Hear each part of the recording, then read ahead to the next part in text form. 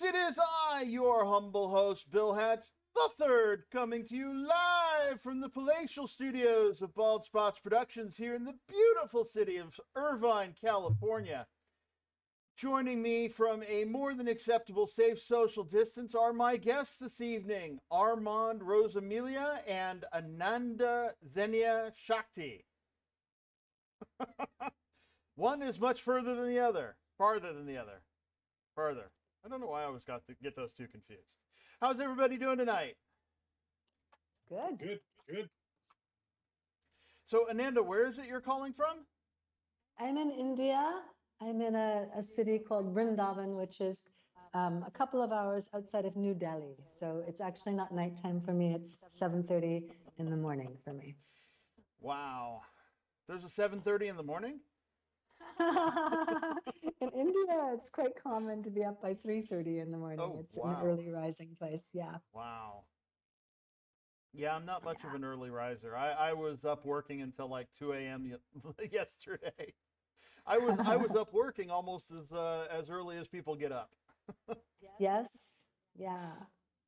But that's just how it goes. And then Armand, where are you calling from? Jacksonville, Florida. Jacksonville, Florida.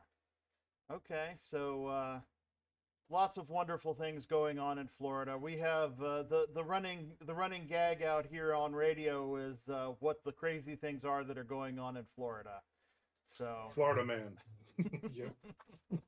It is mid 90s here. It ooh, is going up to the hundreds in the next few days. and then I So bet I it's will be. I bet it's the same in humidity too, huh? It's so it was 95 today, and they said it felt like 102. Okay. And I went Okay. out and got the mail, and it did feel like 102. It was ridiculous. So we have it I can straight from the horse's mouth. I can beat you on that one. We have 120. No, no, getting up early and 120. I'm not coming there. That's why I people will never think live that's there. I love the food, but yeah, you're not making it a very attractive sounding place to live. well, there's like 2 months. May and June are the hot months, and then Oh, after okay. that starts to be like 100. I've completely shifted. I'm from Canada. I'm from Toronto. I'm from like heavy duty winter. But now, if it's 100, I feel like I need a sweater. It's so interesting the way that your body can. I'm like, oh, it's a little chilly out. I think I better go get a sweater. Sounds like I had an aunt who would, a great aunt who would wrap up in a sweater in the desert.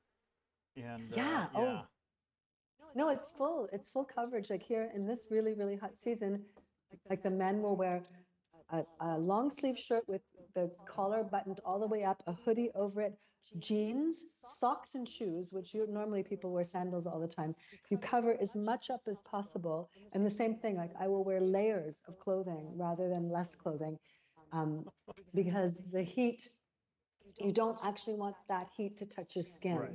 If it touches your skin, like everybody gets all these seasonal illnesses here because these seasons are extreme that way. Mhm. But if it touches your skin or like the masks have been like helpful, even though people are not wearing them from COVID anymore, but they wear them just because you don't want to breathe in that air. Like you don't want that air to Sure. go into your lungs directly. So it is like desert. I started to understand. I could never understand why people covered up so much in the desert, but now I get it. It's actually quite natural. Like you really feel like you want to be covered. Yeah, yeah. I always think of the Bedouins and other desert Yeah, peoples, and yeah, yeah. yeah. It's interesting, but it doesn't work so much in the humidity. Then it just becomes then you're just wearing a wet blanket. Mm. It's true. Oh goodness. So Ananda, you're a vocalist and a healer. Yes.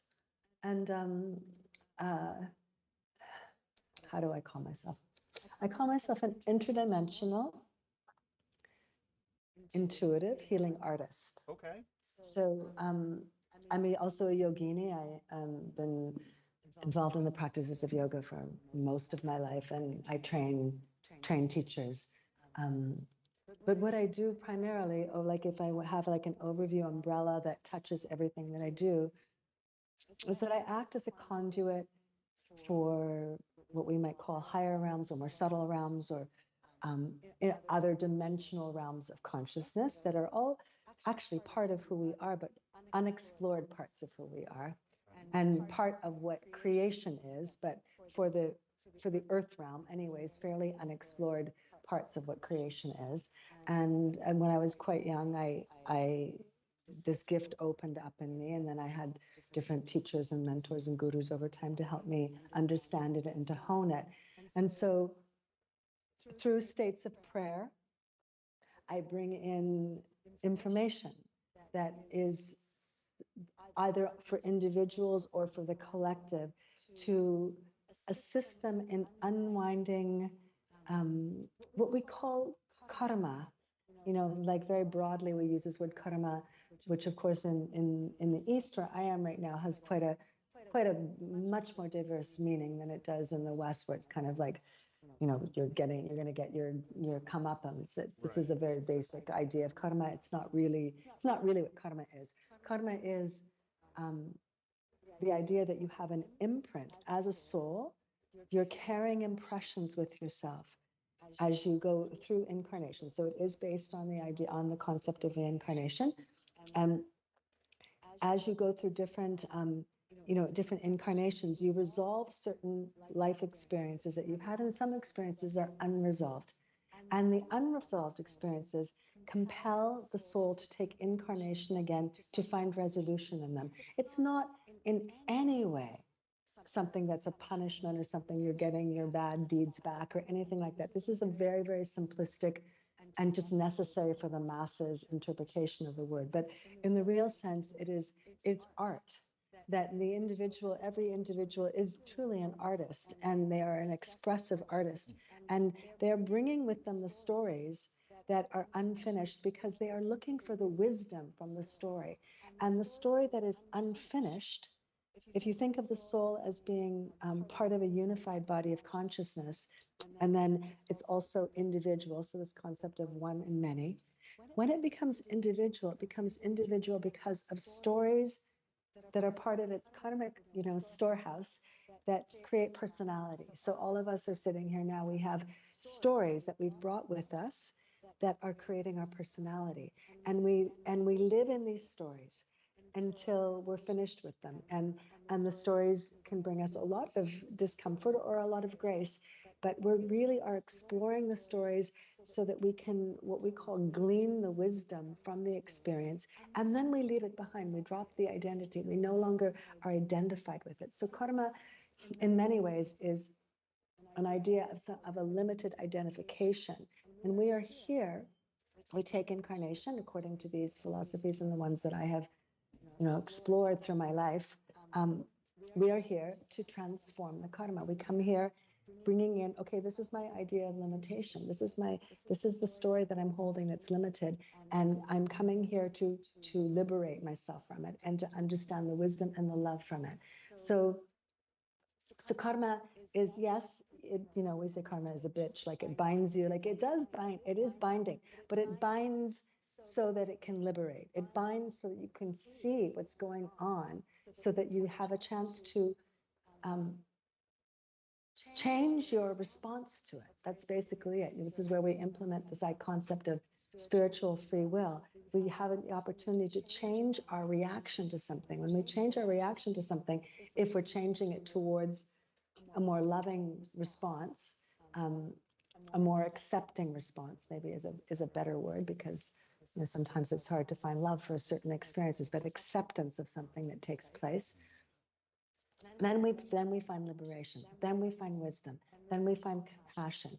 Then we find connection, which is our true nature, which is essentially love. In the Vedic teachings, the teachings that come out of India, the word for love and oneness is the same word. It means the same thing. So love and oneness are the same thing. And so this is what I do. I bring in information and energy to serve either an individual client in a session, or to write a song with, or to teach yoga with, and to start to bring in different ideas of how we're going to move the energetic field, the auric field of the individual, based on the stories that are vibrating in their aura. or as a collective piece, and that comes through as poetry, and then I offer that, into the collective. And so that oversees everything that I do, and so it's this body of what I call, spiritual evolution.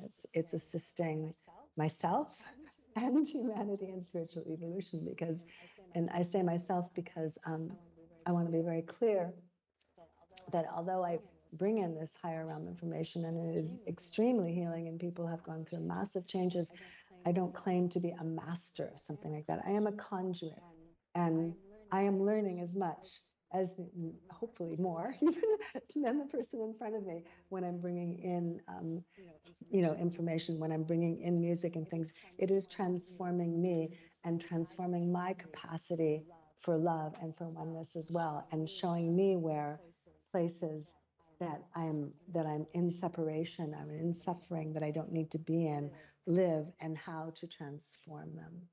Okay. That's kind of it in a nutshell. That's a really big nutshell.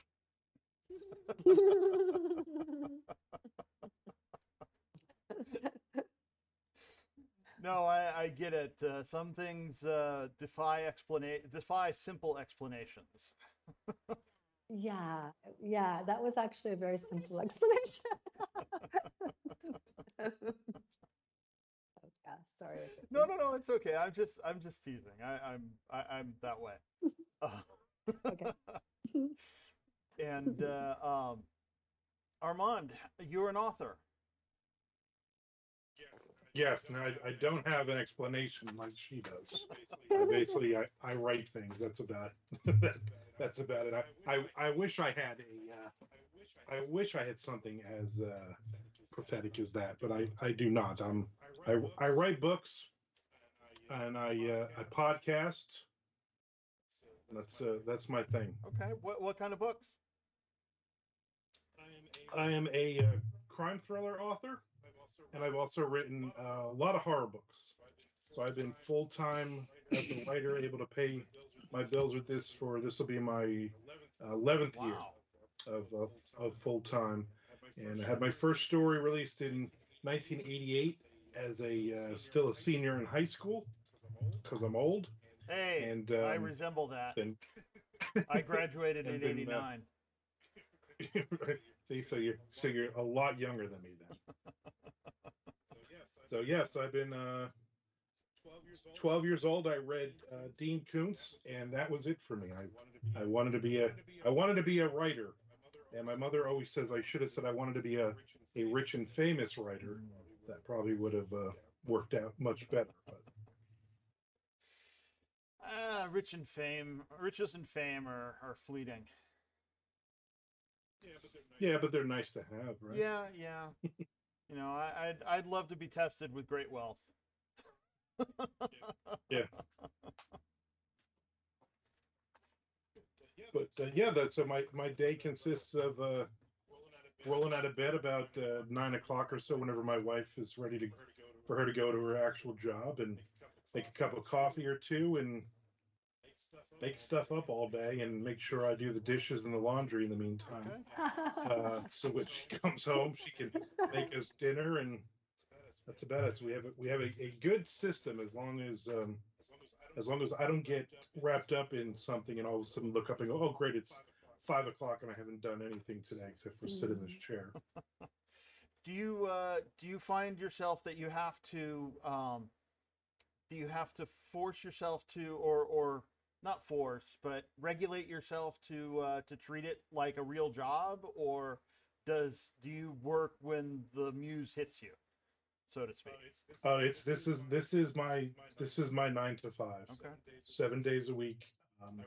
I write out my schedule every day, my hourly, half hour, whatever, on a post-it note. So I get up at 9 o'clock. From 9 to 10 is emails. From 10 to 10:30 is my first writing sprint, and then basically, depending on what's going on, if I have a brand new book that came out, I have to do some promotion for it. If I have interviews scheduled, either for my podcasts we're recording, or I'm on another podcast, so all those things kind of work out in that 9 to 5. And then there's a lot of play or leeway there, because all of a sudden my phone will ring and it'll be my dad talking about something that happened in baseball, and that'll be like an hour I lose doing other stuff. And I also 3 days a week, Monday, Wednesday, and Friday at 1 o'clock Eastern, I write live on Twitch.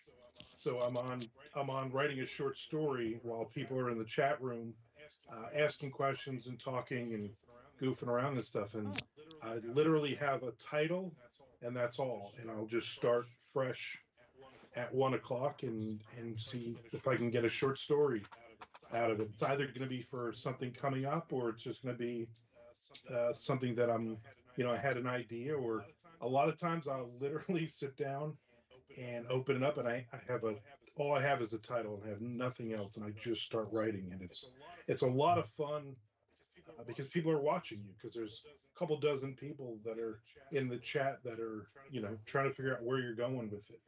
And it's fun because I'll say, hey, somebody throw me a name, or somebody, what's a good occupation, or whatever, and people will kind of throw in and help me out too. So they're investing in the story as well, which is pretty neat. Can they see what you're writing?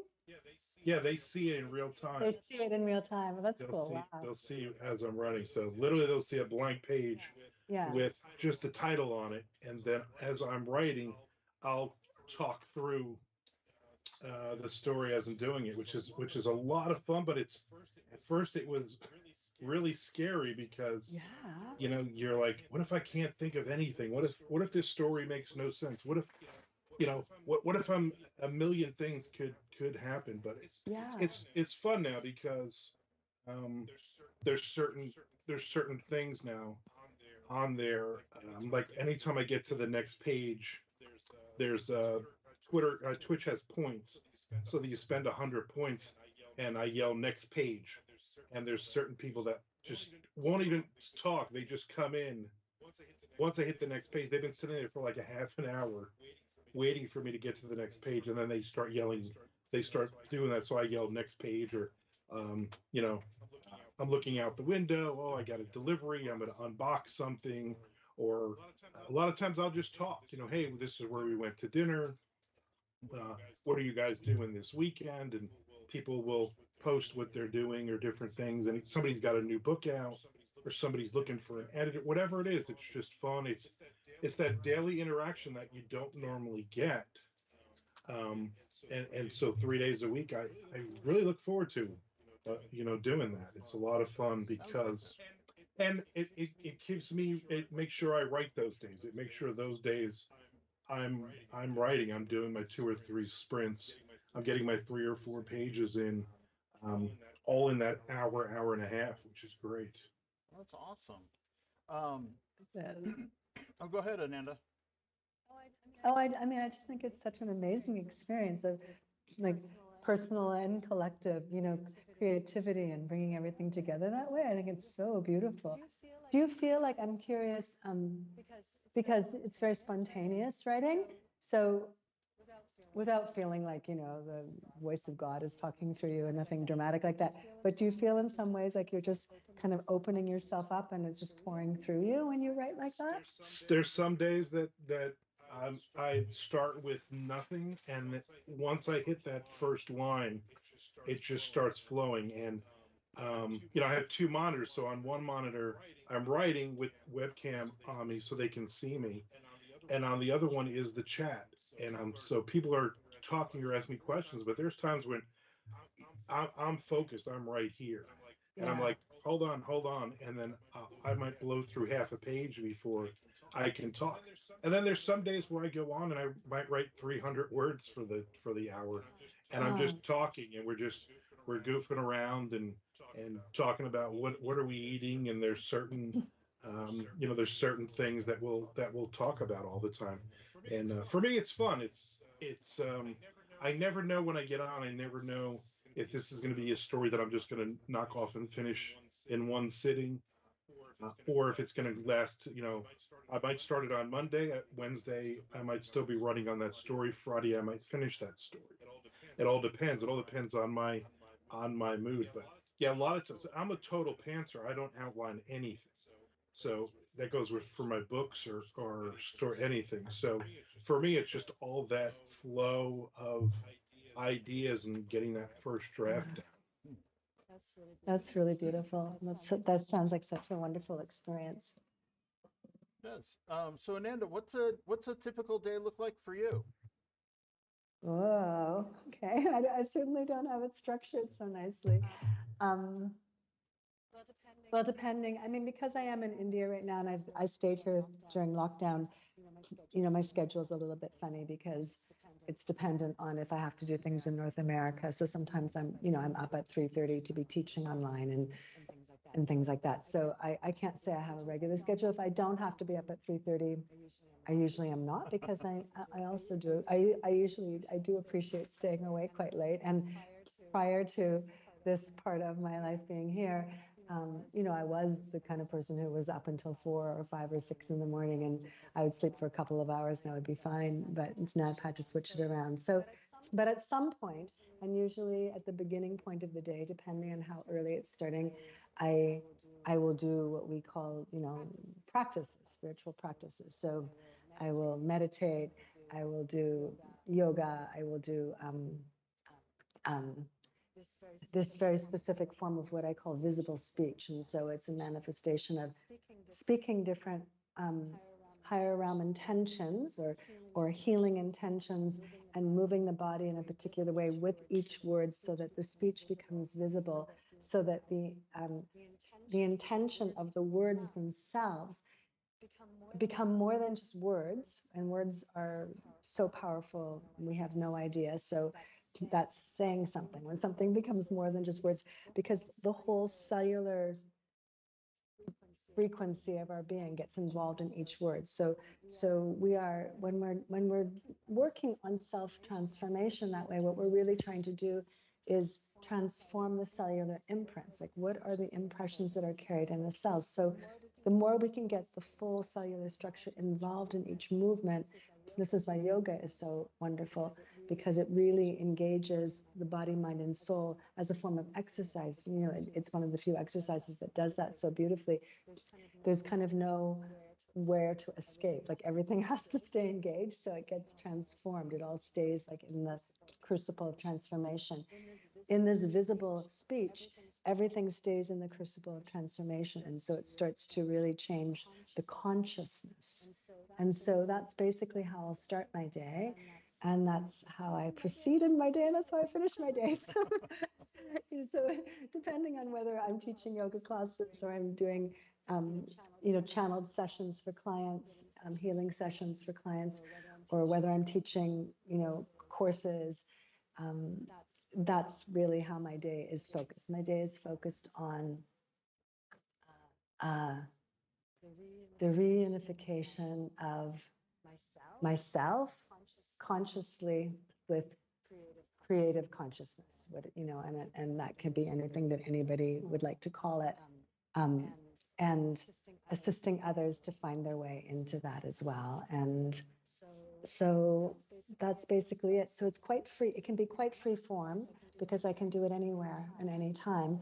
So I can go out, on different adventures and do things here and do things there, and then just, sit and be in the energy and draw as much forward as I can bring forward as far as the transformation is concerned, or teach in any kind of setting. So I'm really blessed that way, and I'm very happy because I have a bit of a nomadic um, trait in myself, and so I don't like to have to be held into one place for too long. So the fact that I can really just take this wherever I go, it goes with me. It doesn't need any set of tools. So so in that way, I feel quite lucky. And then I end my day, if I'm not too tired at the end of the day, but I always have some kind of prayer at the end of the day and some kind of intention at the end of the day. And then um, continues through sleep. So when you're doing this kind of lifestyle, your sleep becomes quite conscious and quite active, and what you're dreaming or experiencing in your sleep becomes a very rich part of your day. So it's kind of a 24-hour commitment and program. And I just think of it as life.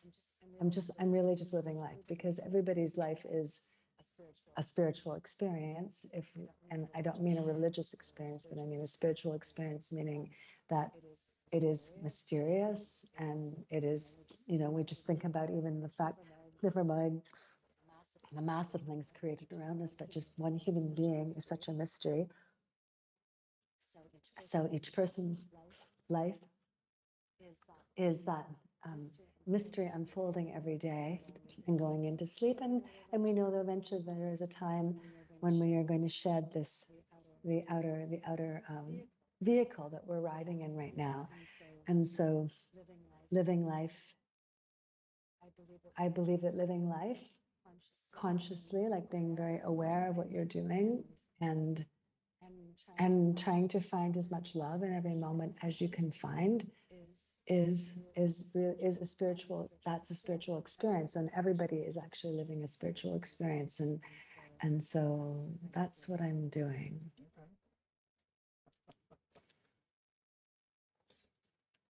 Oh, goodness. Yeah, it's not often I have such very different guests on the show at once. Usually there's a lot more conversation going on.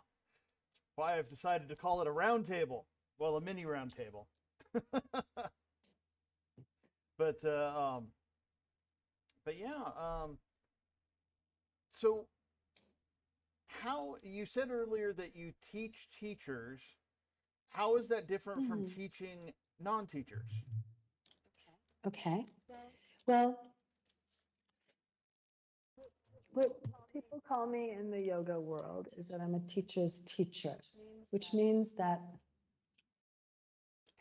I teach more of the esoterics of yoga rather than just, excuse me, I do need to go. I think that's it. I teach more of the esoterics of yoga rather than just the fundamentals. I definitely can teach the fundamentals, and I do, but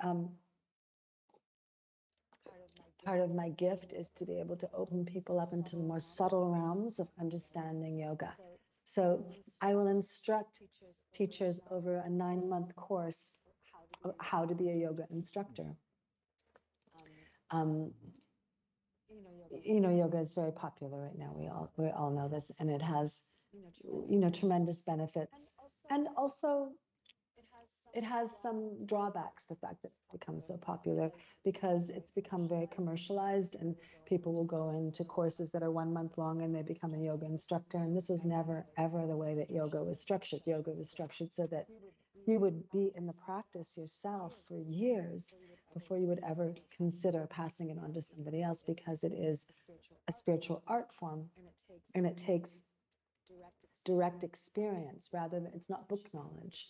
It's not alignment knowledge. It's a direct experience of transformation of consciousness. So I do the best I can within the context of the way that, unfortunately, there have been regulating bodies that have formed around yoga that have profoundly decreased the potency of yoga in the West, because they restrict your capacity to teach certain things. They make it all based on just basic anatomy and physiology.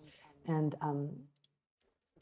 but I do the best I can by stretching it out over 9 months, so that I can be with people as they journey through a process of transformation, of healing, of meeting hidden traumas within themselves, learning how to overcome, learning how the practices of yoga help them do that. All these different things. So over 9 months, you have a chance to live more together, and to be there, once the transformation starts to come up, so that they create what I like to call a body of energy, or a body of wisdom. So not just a book knowledge wisdom, but a body of wisdom. And then from that body of wisdom, that they can then share. And I even don't like the word teaching anymore. I like the word sharing. I mean, it's clumsy. I haven't really found the best word yet, but I feel that as we keep on transforming, and everything we've been going through on the planet right now, all the transformation that's taking place, it's really about breaking down, false structures, things that are not any longer serving the greater good, and finding a better stand of mutuality. And so to me, the word teacher always kind of creates a little bit of something above something else. And so when we come together, the divinity is the only real teacher in that way. And even that, we are now, really encouraged to step up into this concept of co-creation. Everybody knows, everybody is divine. Everybody knows exactly, really, they know exactly what they need underneath all of our stories that block us from knowing what it could be. And so when we engage in the sharing of information, of experience, of healing energy, I feel it's really important that we do this from a place of mutuality, and that as a person who is facilitating something like that, my position is one of to really bring the light out in the individual so that they can have this revelation for themselves. It's not in any way to make them dependent on me as a teacher or dependent on me as a healer, but to show them that they are the teacher, to show them that they are the healer. And so when I instruct instructors, like when I instruct people to be instructors, this is what I do. When I teach a regular class, this is what I do too, but I have less access, to the experience of it, because it's they're coming in for an hour and a half and then they're gone, and you might see them again and you may not see them again. But when you're teaching, when you're sharing with people or facilitating with people that are there to want to be able to embody this knowledge, this wisdom within their own self, and then to share it with other people, then you have a commitment, which is really beautiful, because there's a commitment to stay through the difficulties, because it's not always easy. It's not easy, a process of transformation. There's a lot of there's a reason why we push things into the unconscious, because it's been very unpleasant for us. And that needs to be pulled up and released. We have to be willing to kind of stay steady and still through that, and allow it to release itself out of our psyche. And so there are times when it's very difficult, but most of the time, if we're going to weigh some scales, the scales are definitely heavier on the times when it's a very blissful experience, when it's a very elevated and open experience. And this is profoundly helpful, because those open experiences give us the ability to allow ourselves to pull up from the unconscious the things that don't feel so open, and to be able to release our identity with them, basically, to be able to navigate it in a new way, and to let go of the wounding around memory, because fundamentally, every human being, most of the human beings on this planet, there are a few, what we call true masters that are alive right now. They do not live in memory, but the rest of us live in memory. We have, and this is why this whole, this, I'm sure you've all heard of, like, the power of now and the now and things like that, because the now is the opposite to being in memory. But we have this storehouse of cellular memory, of karmic patterns, that it's like a filter that allows us that we experience life through. So something could happen right now in this call, and the three of us could have three completely different responses to it, because our karmic filter is different. So it pulls out a different response from us. But what we want to do ultimately is to come out of living in memory and to come into present time. This is the most harmonious experience we can have for body, mind, and soul, when we're in present time, when we're no longer in memory, and we're not any longer in future. Because when we start to project into the future, almost always what happens, we can get really excited and really happy, but there's going to be some anxiety. What if that doesn't happen? Even if our vision of the future is like so beautiful, but there's going to be that very human thing, like, but what if it doesn't happen that way? Like that anxiety about it. Or we could project a lot of anxiety into the future, which is what's happening now. on our planet, everybody feels very uncertain, and understandably so. So there's a massive projection of anxiety into the future at this particular time. But we don't really want to be like, if we don't want to spend our energy projecting into the future, and we don't want to spend our energy living in the past. We want to come into presence. And when we can come into the now, into presence, then we come into this place where body, mind, and soul is unified. And we have some experience, and it doesn't, again, I'm not talking about religion, and I'm not talking about how people wish to name creation. They are, absolute. I feel every person is absolutely free to name and perceive it as how they wish. But I do wish that everybody gets some kind of relationship with creation, whatever is comfortable for them. But that when we are in that now, we are in that omnipresence. We're in a state that feels calm, and it's just present, and it has love. It feels love and compassion for no matter what is in front of us. And so when I'm teaching teachers, this is what I'm doing. It's a much bigger program, and I can go into these subtle realms with them. When I'm teaching more public classes, I believe that a person should be authentic to who they are, but honestly, some people will come into a yoga class and they don't want to chant the sound of Om, which in the yogic philosophy is the primordial sound of creation. They feel it's a religious thing. They don't want to chant it. They don't want to be part of some kind of religion. Fine. There's never any pressure. But, but there's limitation in how much you can communicate in a setting like that. Okay. Interesting. Armand, what's your latest book? I just released book 4 called Upside Down in my First Coast Thrillers series. It's set here in Jacksonville Beach. And it's also in the same world as my other crime thriller series, Dirty Deeds, which I'm working on book 11 of right now. Wow. How many My books have you? Oh, sorry. Go ahead. So my daughter is like a crime thriller addict.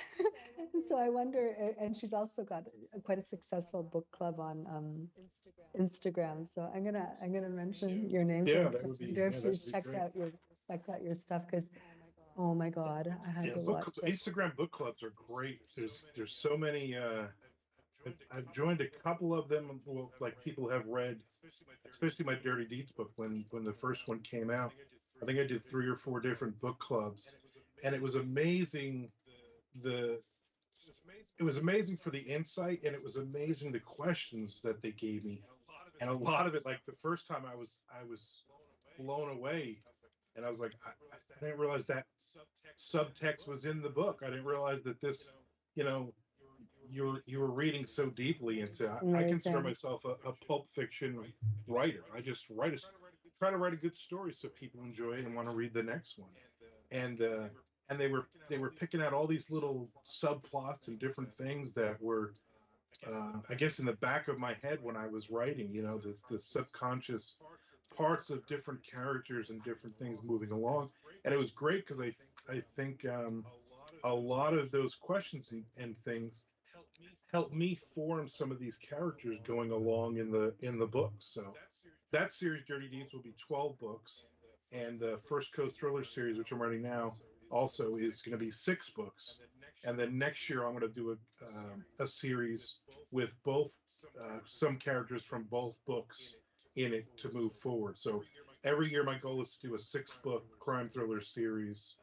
Um, and put it out this way. And then I do all other stuff. I have a bunch of horror books and monster books and nonfiction book. I've written a couple of nonfiction books, so kind of all over the place. Whatever I feel like working on, whatever a publisher is looking for, or whatever I'm self-publishing. So it's a lot of fun, and I hate and love a deadline when something gets close and I got to do 5 or 6,000 words in a day for several days. You know, if you say to me, "Hey, you have a year to write this book," 11 months from now, I'll start writing the book because I need that pressure. I need that, Oh, wow. Yeah. the kind of in your face of I have to do this, and I've never missed a deadline, but I've always run right up onto a deadline, and I think it's a better book. I think it's usually a better story when I'm doing it that way rather than just kind of going through the motions. Okay, I got to write 1,000 words today. I got to write whatever, and for me, it's just the fun um, of being pushed, of knowing that there's people on the other side of this. Like I'll set pre-orders. So like the new book came out on the 15th of this month, and then September 15th, the fifth book will come out. So it's already up on pre-order. So I have to have that book written before September. I have to have it written, beta read, edited, put together, everything done with it. So it gives me roughly 3 months to write a 63,000 word book and have everything done with it as well, which is a lot of pressure because I'm also doing a million other things at the same time. But that's I guess that's the fun of it. And I always say uh, this is much better than going back to retail management, which I did for 20 something years. And so I do not miss a day of I do not miss a day of that. Uh, Wow. I have a Yeah, go ahead. question. Um, Seth, I totally relate to that. Leave it to the last minute feeling. I do that as well. I really do. And I always get it done as well. It's like, I like that kind of condensed. I don't know if I like it, but I seem to do it to myself over and over again. So I must like it in some way. Um, um, that's really impressive to be able to get so much accomplished like that. I have a kind of just a crime question. So I used to, because my daughter is still very addicted to these crime books and programs. And when she was young, I had to watch this television show. I think it was called Special Victims Unit or something. I don't know, something like that. Anyways, it was horrible crimes. And for me, like, I don't even watch television. I don't watch movies. I don't watch anything. But it was just my daughter, and and this was our time together. So I would sit with her and watch this stuff. And at the end, and she would always know. First of all, I don't know how this girl, from the opening scene, she would know who did it. Like she could always Right. figure out from the very opening scene the whole thing. So her mind has some kind of thing like that. But I, at the end of it, would be like just in like a pile of tears over the heinous crime person. Like I'd feel Yeah. so terrible for them because they would show, like something around the psychology of like what got them to that point. And she'd be like, "Mom, what are you doing?" Like, no, no, no, like he's the bad guy. You can't feel badly for him. I said, I feel terrible for everybody. And I'm just like, and I couldn't stop crying, and it would drive her crazy because I'd be like, just in the, so many tears for everybody, and especially for like the person who actually committed the crime. Yeah, And is that's that funny. average, or like, or how do you Well, I how do mean, you it's with it's your it's you criminals? you have empathy for everyone. I mean, so my wife is a huge true crime fan. We watch Investigation Discovery Channel. It's constantly on, and Okay. so it's all true crime things. It's all I mean, your shows about Ted Bundy and serial killers and Right. different things, cults and different things, and we watch all of them. And she always laughs because I'm like I always say. Uh, so it's not society, but it's all these little factors. It's the way the person was raised, it's their DNA, it's society, it's all these different things that make this person the way they are. And some people are just predispositioned to, I'm going to go out and kill a family of four and try to do it as many times as I can before I'm caught. And she always laughs at me, and she's always like, he's that like your daughter, he's the bad guy, like just. But for me as a writer, I want to get into that person's head. The crime is awful, but for me as a writer, the criminal is more interesting because I want to know how that person ticks. I want to know what brought that person to that point. I want to know why these things happened. And even as a kid, I mean, I read a ton of true crime books and stuff like that. growing up, and my mother also is a huge fan of these things. So for me, it's always like, well, yeah. I mean, it's awful that he killed these people, but why? Why did he? And a show that you go through an hour and they don't tell you the why. They don't explain why he did it. It's just, oh, it was just random, and he saw this girl and he killed her. But why did he kill her? I mean, what was the attraction? What made him do these things? And that's what I always look for. That's why I always like reading true crime books, because a lot of times they will give you that information, and or they'll at least there's some the author's kind of some conjecture of why maybe this was happening. And for me, I love that. I mean, I read more nonfiction books than fiction books. I Mm. love biographies. I love history books. Yeah. I always say I'll read an autobiography on somebody I don't even like, just because I want to know that world. I want to know as an author, because I might have a character like that at some point, or I might have a situation like that somewhere. So for me, I love it. It's interesting. We sit every night and we'll watch two or three of those shows, and it got to the point where um, I started to own it because we were watching them so frequently. I would Mm. go to bed, and I always read before I go to bed, but I was having dreams of the programs, having dreams of this stuff, and I got to the point where I said, "Hey, we need to watch like something fun. We need to watch a sitcom or something like my last hour before I go to bed, or my head's Yes. gonna explode."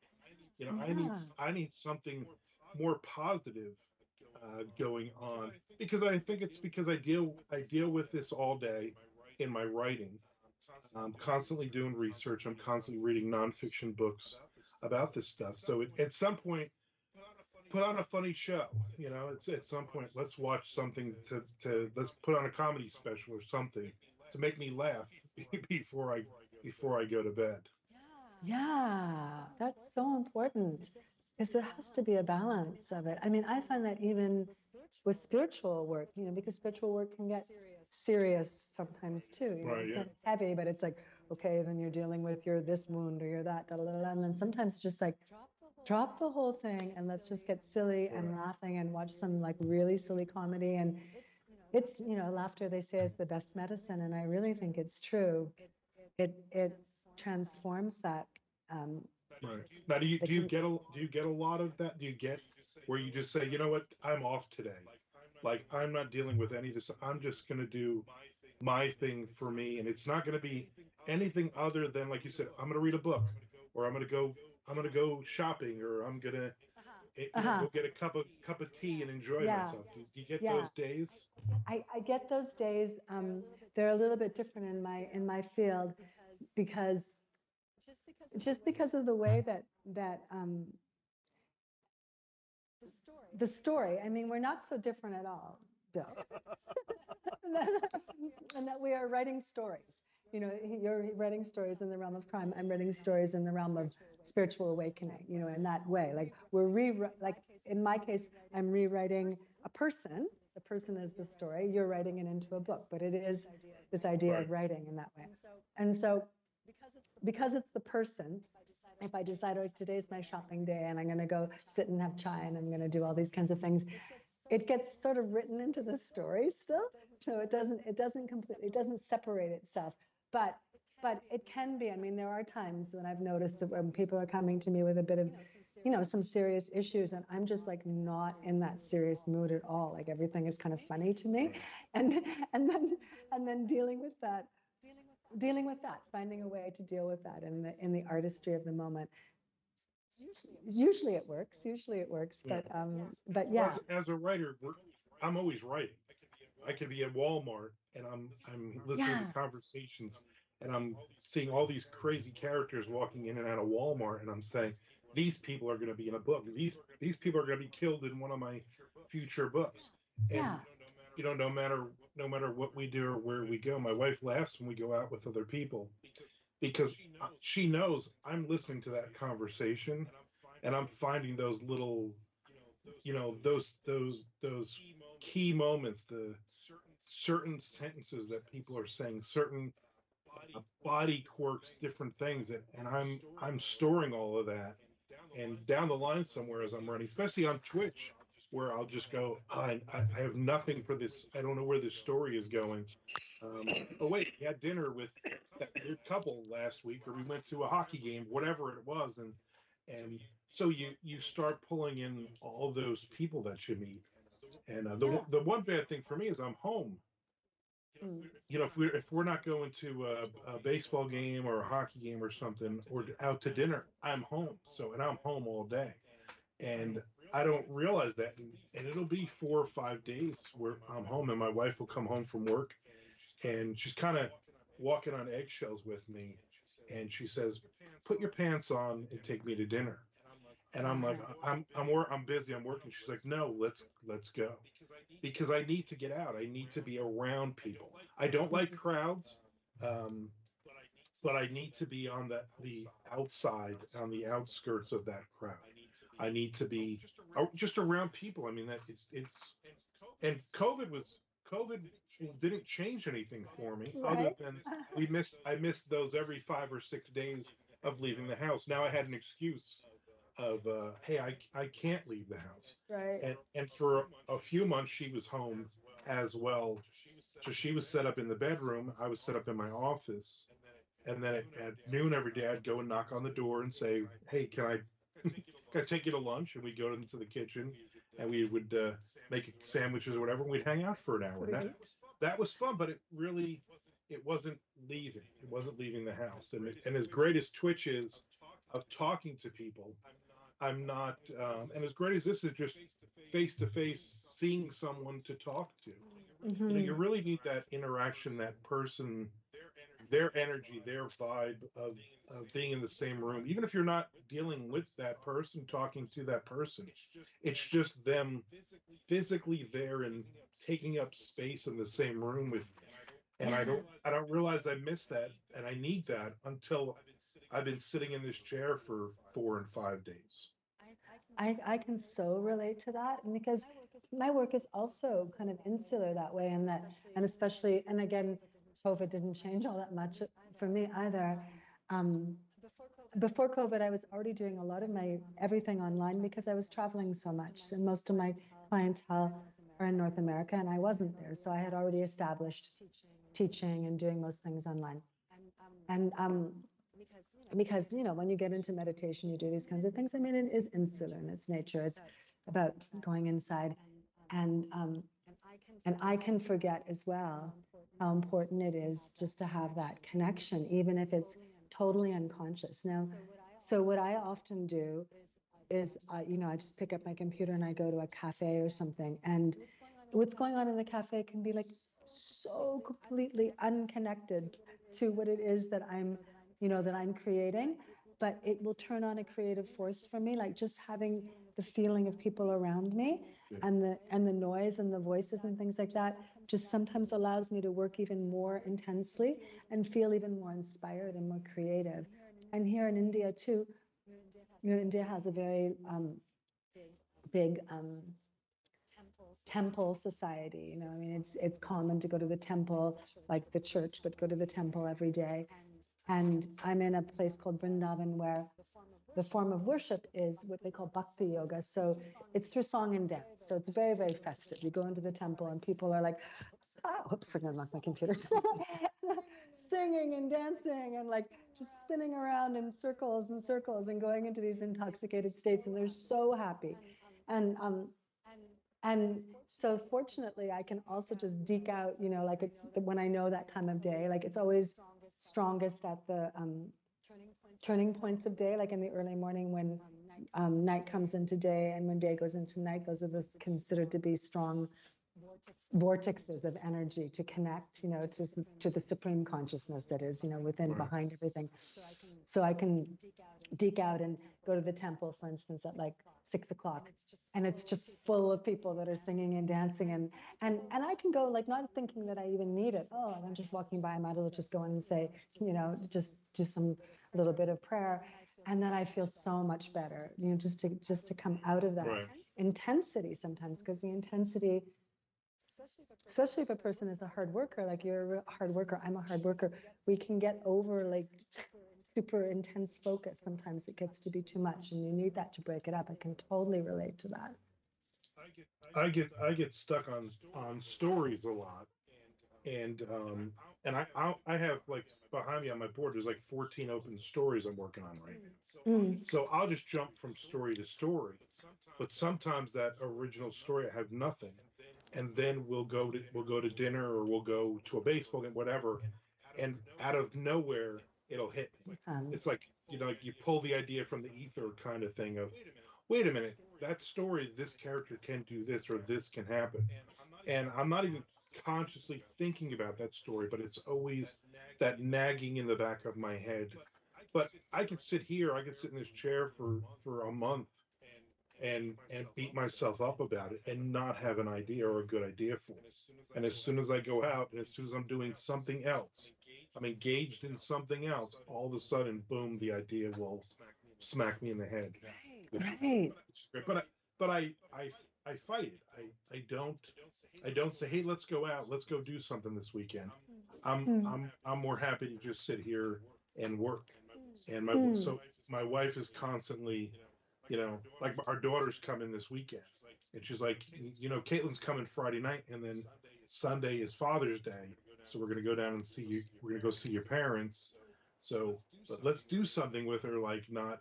Let's have her here Friday and Saturday, and she's sitting in the house doing nothing while I'm in my room working. So, I have to physically pull myself out. I have to like shut the computers off and have everything Friday night when she gets here, or I'll keep thinking about it and I'll keep coming into the room and let me just do one more sentence. Let me just do one more sentence. Let me just finish this story or this chapter real quick. And it's an addiction, but it's something that this is the thing that I love since I was 12 years old. Right. This is it's I'm blessed because I make a living doing this. I'm blessed because I make money selling books. But um, that's not the reason I'm doing this. I'm doing this because I have to. I'm doing this because all this crazy in my head, all these characters, all these scenarios, all these plots have to get out of my head and put it down on paper, or I don't know what's going to happen. In yoga, there's a sister medicine called Ayurveda, which you may have heard of. It's become more popular now. And it's based on the idea that as human beings, we have different elemental balances in our bodies that have tendencies in different ways. So some people have more earth. They have, let me see, we have earth, water, fire, air, and ether. So they have 5 elements that they work with in Ayurveda. And so according to, and it's just a natural thing, like the person is born that way. They're bringing this elemental balance. And so for a person that has more earth and water, you probably have a combination of earth, water, and fire. And so that brings this incredible intensity and also not wanting to move so much. Like earth doesn't move as quickly, right? It's a slow moving thing. Person who has more air or ether, they're the ones that are just like tick, tick, tick, like floating around all the time. They never stop talking. They're like the chatty Cathys. They're like they have lots of creativity, but they don't follow through with it. It's like an idea here, an idea in there, and they don't finish the ideas, and they become like the wind. It gets blown around. And a person that has more fire, which you definitely have fire, lots of fire as well. It's like this, fire is super intense. It's like one pointed focus, right? It's like, and it has like, it can have a seriousness to it. Like it has a mission or a task. And just like you're saying, I've got to get these stories out of me. Like I have to get them out of me. It's like, that's the fire. It's like really pushing in that sort of a way.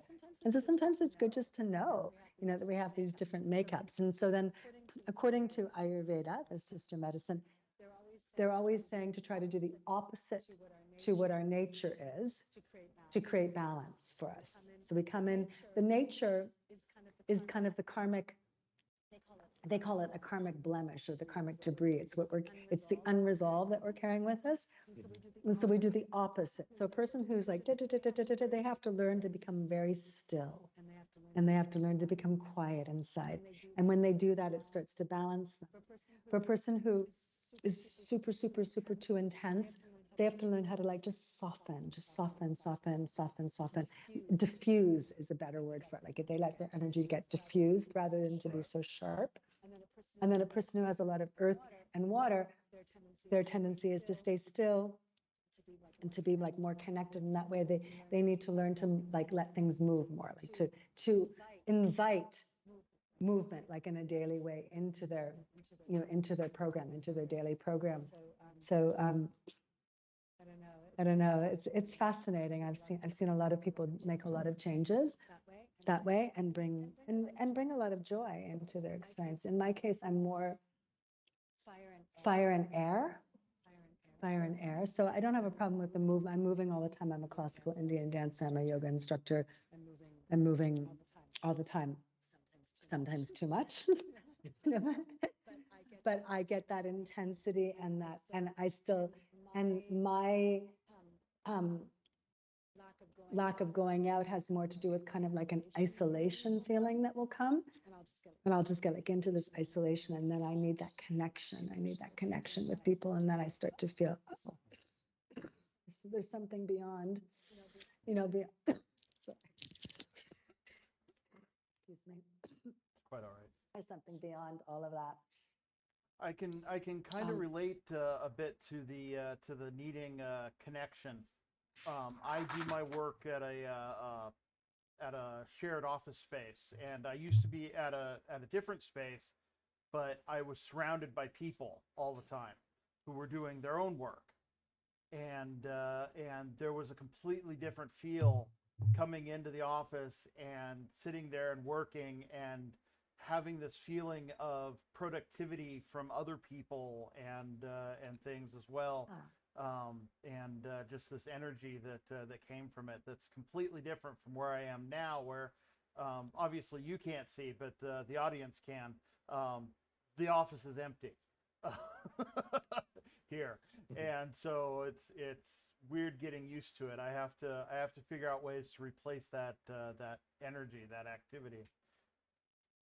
Yeah, like we are communal beings, right? I once went to see the Dalai Lama, and he said it so beautifully. He said, as human beings, we're communal beings. And he said, the reason that we know this to be true is that a human baby, if it's not taken care of by somebody else, will not live. It's different. Other animals can plop out their babies, and then the babies get up and walk away, and they manage. Human beings, human baby, it does not live if somebody doesn't take care of it. So therefore, we are communal beings. And so we do need community. But we obviously need healthy community that inspires us in ways that are good for the whole community. But we absolutely need community.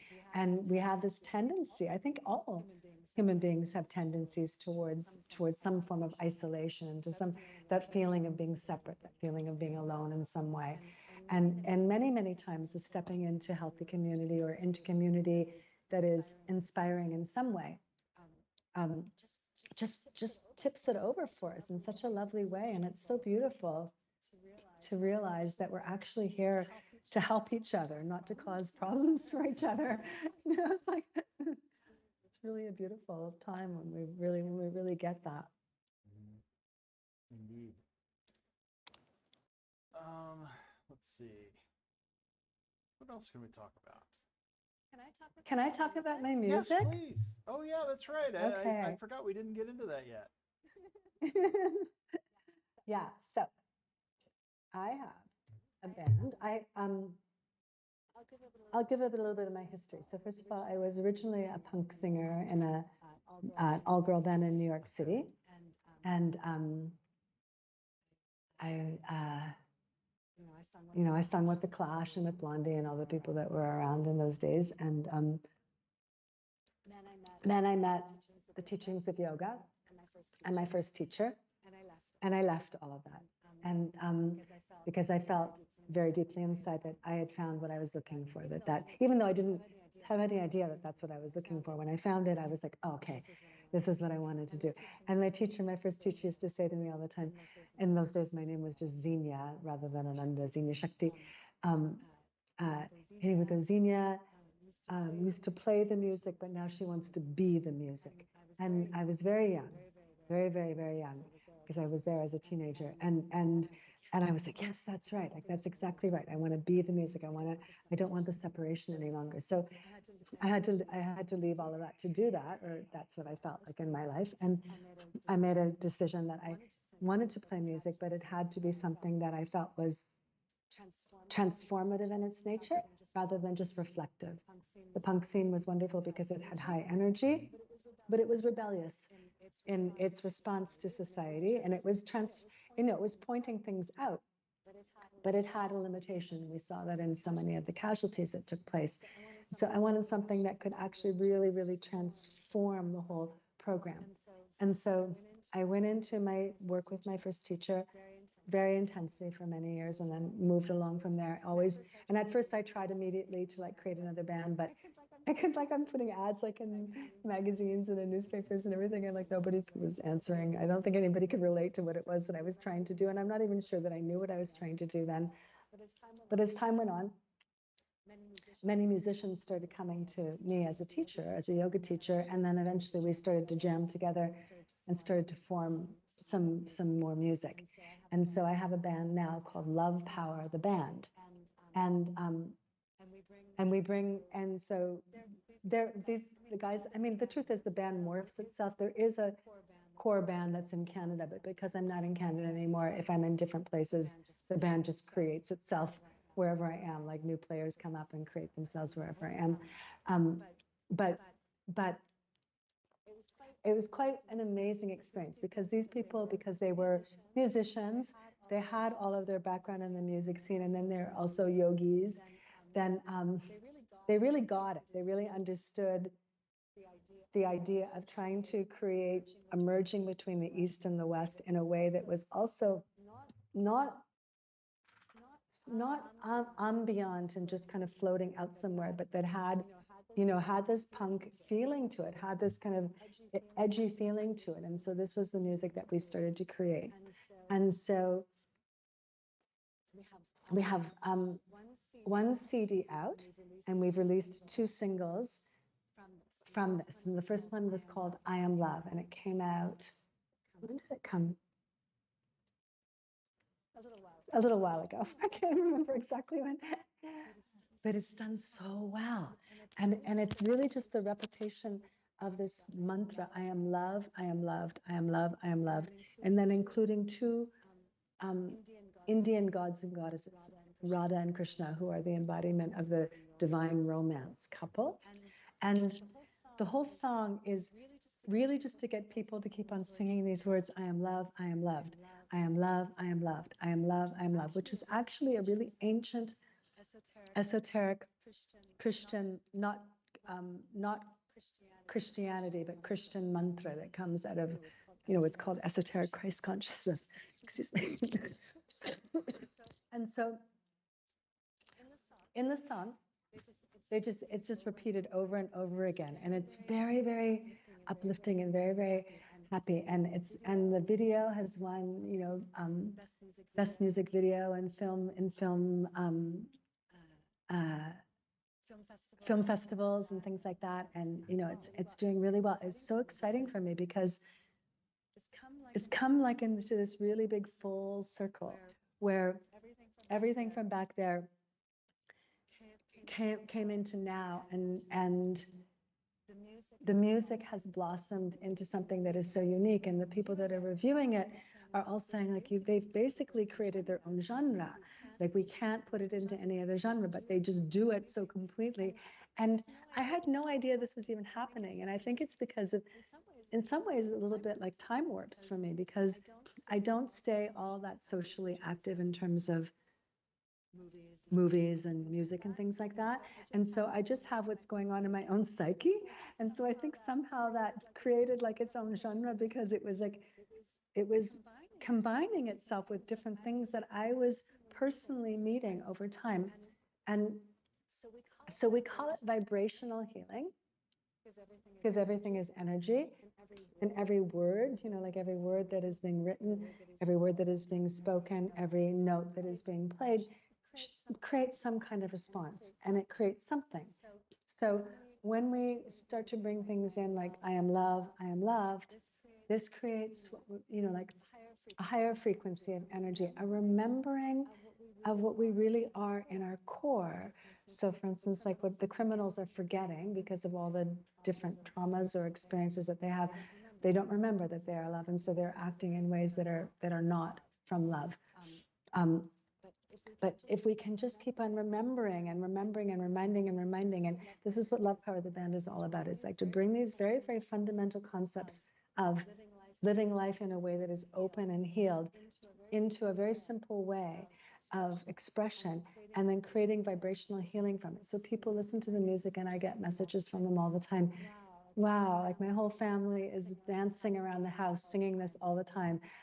I could not be happier on any level when I hear this, because that's the whole point of it. That's the whole point of it. And that's been the whole point of my life, is to try to really activate that deeply within myself and to be able to share it in some way with other people.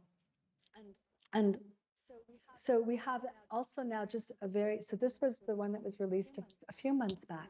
And now we just released a new one called Cosmic Quiver. And this one is actually not in English. It's in a language that's between Sanskrit, the ancient language of India, and Hindi, which is the modern language of India. It's a dialect. It's a dialect.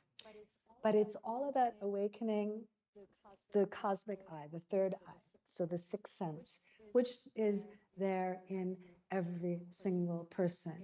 It is not a gifted person that has it. Every person has it. It's just a matter of activating it. It's a matter of, first of all, acknowledging that it's there and understanding how to activate it. So we just have to change our ideas, really, in a way. When we change the ideas, then we open up this center.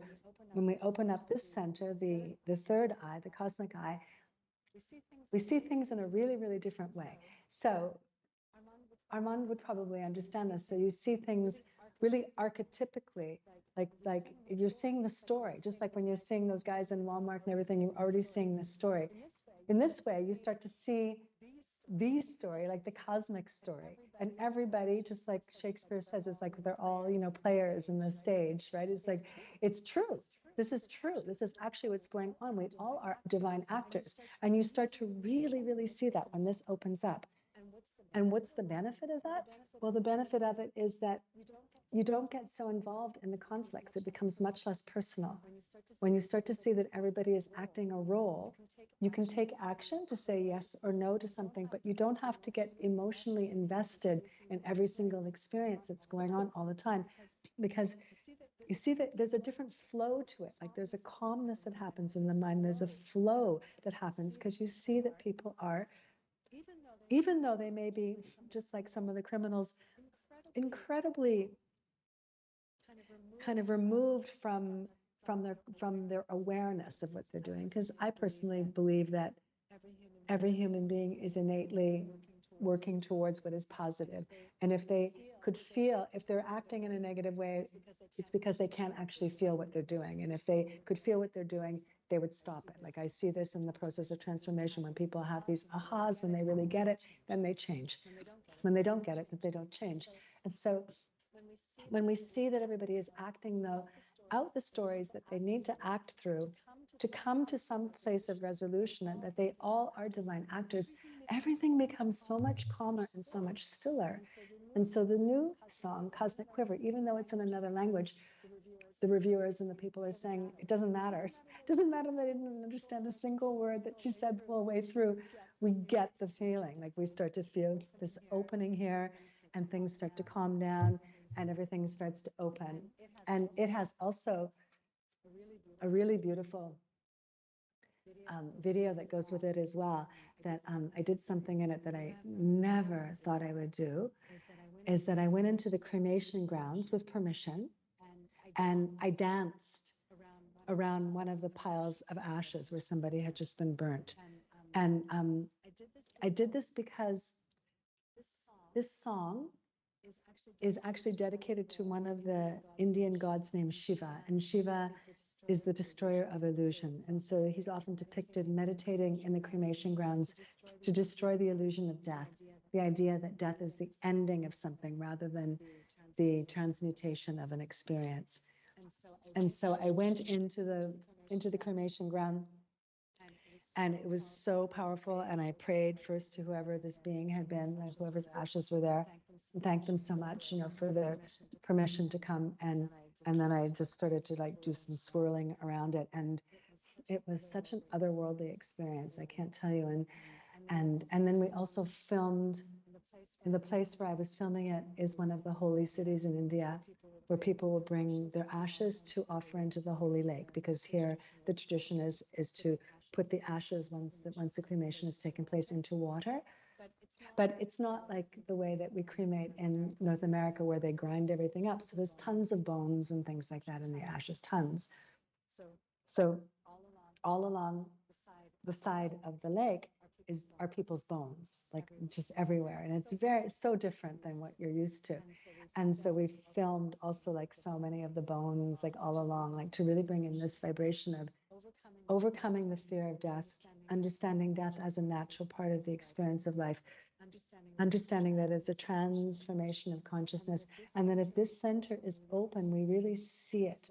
We start to really see that there is something that is so much more powerful than what it is to our normal eyes, than what we see with our normal eyes when we awaken the third eye, that there's something that goes on far beyond the dissolution of form.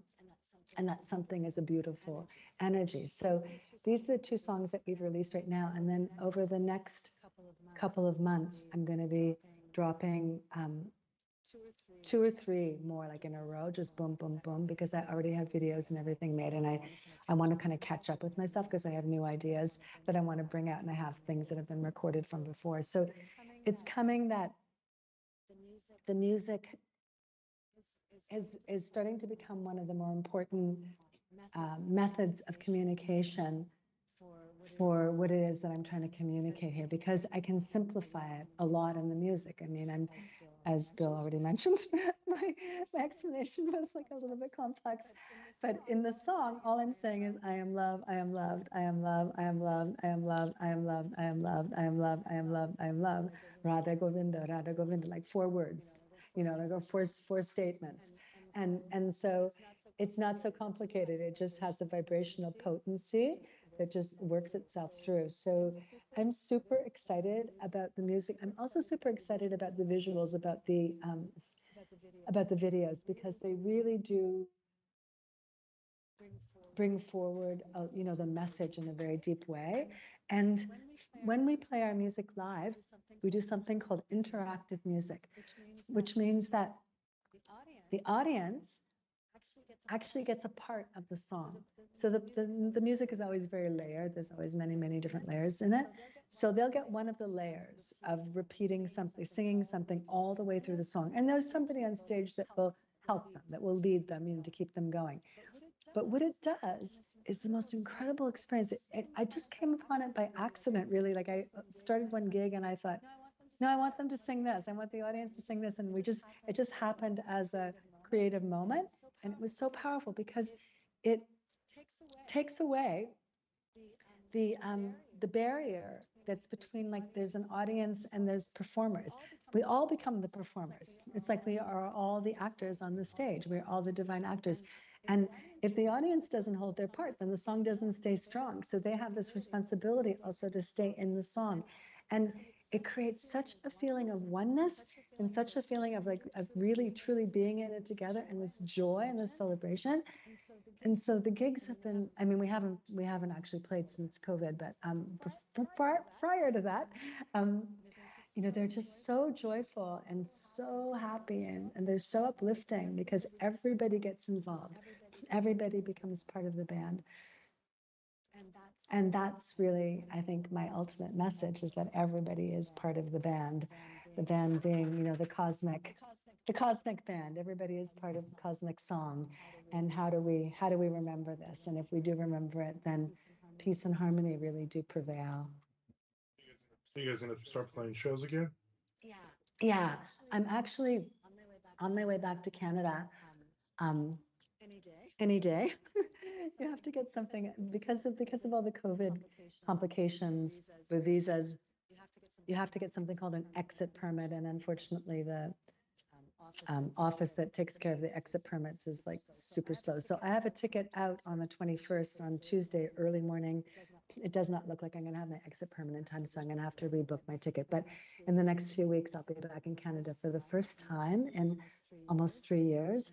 And I'm going to like I want to start to see if I can get some festivals together that are people playing music that is complementary in its intention, as well as teaching meditation, as well as teaching visioning, because I really experienced that if you can vision something, even if it's so far away from what it is that you actually know yourself to be or experience, the vision itself creates the pathway to the transformation, because we are living in our visions. That's what we're doing. We're basically living in this memory, this vision of memory. That's what we're doing. So if we change the vision, then we change the pathway, we change the way that the story goes, we change the habits and the activities. So teaching people how to vision in a way that is positive for the transformation of their life circumstances, their health, or the collective, whatever it may be. So I want to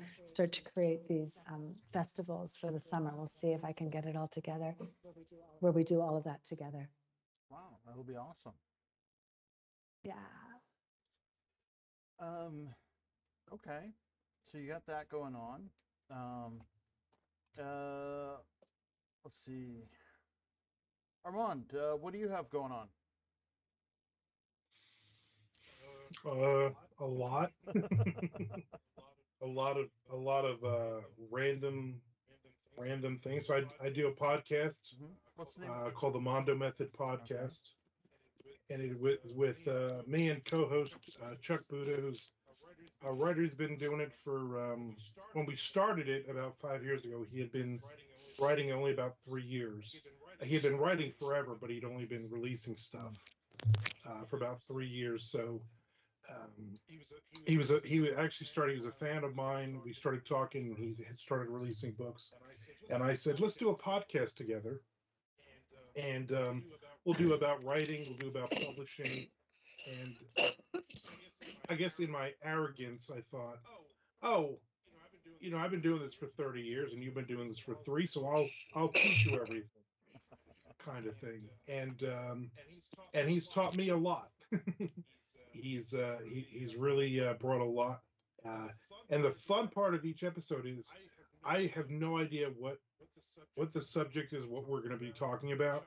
Chuck brings everything to the table, whether it's let's break down an article about writing or publishing, or he has a question for me, or we do once a month we do a viewer's mailbag episode where people will send in questions and we'll answer a couple of questions.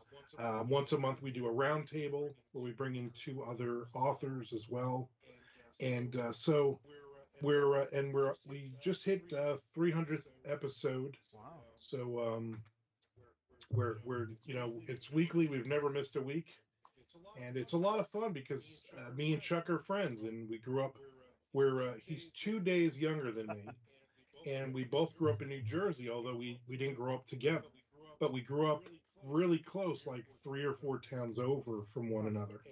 And we went to a lot of the same concerts. We went to a lot of the same places. We like a lot of the same things. So it's fun to we kind of go off into the weeds on episodes sometimes about certain foods that we grew up with, or Seinfeld episodes, or just whatever random goofy things. So, but it's a lot of fun. It's we do it. We do it. We try to record every other Monday. We record 2 episodes, Okay. and I had done an interview podcast called Armcast Podcast, and that I got 400 episodes in 7 years, and then I retired that one because it just got to be too much. I have a background in radio. I did radio for many years. Um, Leading up to that, and then I switched into podcasting because I could do it from home, and it was just for me, it was easier and it was better. It was, not driving an hour and a half on a Friday night to a radio station and then being there until like, midnight and then having to drive home, um, in the middle of the night.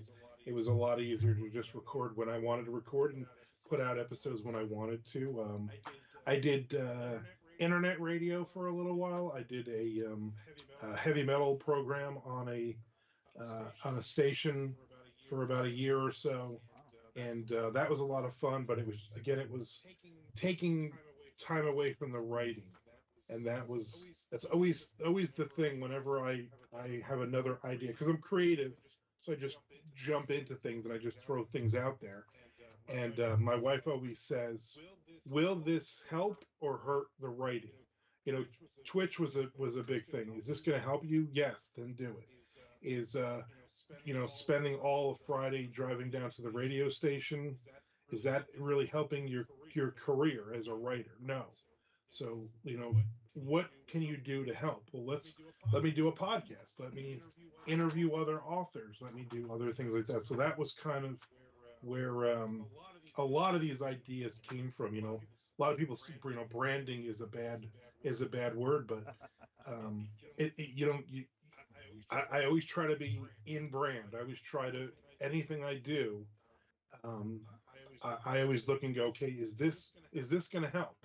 Is this going to show the authentic me, and is it going to show me in a positive light? And is it something that I'm enjoying? I'm not going to do. Everybody's always saying, oh, do TikTok. I'm an old man. I don't want to do TikTok. I'm not gonna post videos on TikTok. I mean, none. That's never gonna happen. And I'm fine with that. I have a Patreon page, and I do I write a lot of stories and things on there, and I do different ask me anything questions and different things. So for me, it's fun, but all of it has to focus and funnel back into selling books, into me to be able to create and do things that I want to do. And I think that's the fun. I do a thing. We just had the second one last month, and I call it. It started as a joke. I said, "Hey, I want to have some people over, and we're going to do a writers retreat. We'll have a whole weekend where we're just writing." And so my name is actually Armand, and growing up, my nickname was Monda. So we did the Mondo Method podcast is that's where that comes from. So I said, you know what, let's do MondoCon, kind of as a joke, and we ended up with 8 or 9 authors the last 2 years that come to the house and they stay here or they stay in a nearby hotel. And Friday, Saturday, and Sunday, I put a dry erase board up in the living room, and everybody says, "What's your writing goal for the day?" For these 3 days, and everybody writes their goals. And my wife takes off from work and she cooks lunches and dinners and 5 different cookies and all kinds of great stuff. And so that's what we do. And people basically are staying at the house for 3 days, and we're all killing our goals. And then we're able to record an episode of the Mondo Method podcast while everybody's here, and it's just great. It's just writers talking about writing, talking shop for 3 days, and eating a ton of food. And I bring out the alcohol cart, and I have about 70 different bourbons and rums that I'll say, let's pull a bottle and let's try something. And hey, Metallica has a new whiskey, let's try it. Or uh, you know just random. The guy from Hootie and the Blowfish just came out with a bourbon. Let's open it up and let's see if it's good or not. So that's kind of the fun of that. We do it every year, and I'm looking forward to next year. I'm looking forward to the third one. Mix in a couple of new writers and all that. So that's uh that's my fun. Before COVID, we traveled all the time. I did a lot of conventions up and down the East Coast. That's stopped, um, but we'll still go out there in October. I'll go back up to New Jersey. We do a thing every year called Beers and Fears, and it's 4 or 5 horror authors, and we sell books in breweries. So we'll go to a few different breweries, and we'll sell books. And drunk people are great for spending money, and so we do really well with that. So we're gonna do that again coming up, which is awesome. And so that's pretty much it. I know my wife, she's a commercial property manager, so in about a week and a half, we're going to Nashville for a week, so she can go to a convention. And I'll just bring my laptop with me, and I'll sit in the hotel room, and I'll write during the day, and then at night we'll go to dinner, and we'll check out Nashville, and we plan like 2 or 3 extra days into the trip as well. So for me, those extra days are non-work days, and I have to psych myself up to go. I'm not going to be writing, although I will be meeting a lot of different people and characters that will eventually end up in a story somewhere. Cool. Awesome. Do you carry, like, what I do? I'm constantly dictating on my phone the ideas that come up along the way. Oh my God, sorry. I'll just decline this. Here we go. Okay. um, uh, like, do you do that when you're out and I about and you get used hit to. with ideas? I used to have a pad, a little notepad with me all the time, and I would jot down ideas. And then I realized that um, if I lived to be 1,000 years old, I wouldn't be able to write all of these ideas. I just have, as a writer, too many ideas. And Mhm. so I purposely don't write anything down. I don't do any of that. If an idea is good enough, it's still going to be there the next time I sit down and need an idea to write something. So Mhm. that's kind of the way I look at it. Doing book signings and stuff. My wife, it drives her crazy. I've been doing this for a long time. So when somebody comes up and says, "I have this great idea for a book," and you write it, and then we'll split the profit, like the millions of dollars we're going to make because this is such a brilliant idea. And I always laugh and I say, I don't need ideas. What I need somebody who types faster than me. Can you type fast? That's what I need. I don't need ideas. I have a billion ideas. Um, and that's what most writers. I mean, there's again, I always say it's like this, that pulling from the ether.